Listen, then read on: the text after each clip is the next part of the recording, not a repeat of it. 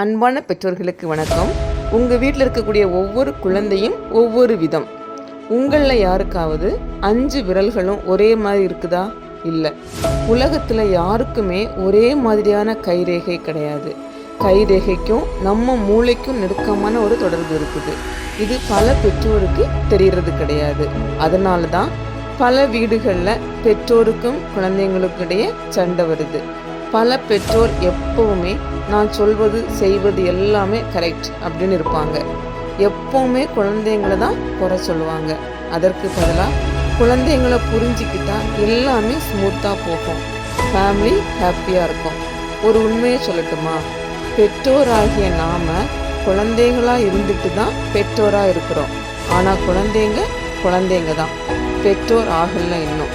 அப்போ யாரை புரிஞ்சுக்கணும்? கொஞ்சம் யோசிச்சு பாருங்கள், ஆன்சர் கிடைக்கும்.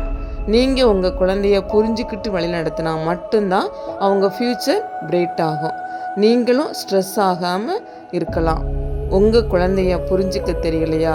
கீழே தெரிகிற நம்பருக்கு வாட்ஸ்அப் பண்ணுங்கள். அல்லாட்டினா வாங்க ஸ்திரா பிரெயின் அகாடமிக்கு, நாங்கள் வழிகாட்டுறோம். உங்கள் ஃபேமிலி ஃப்ரெண்ட்ஸுக்கு ஷேர் பண்ணுங்கள்.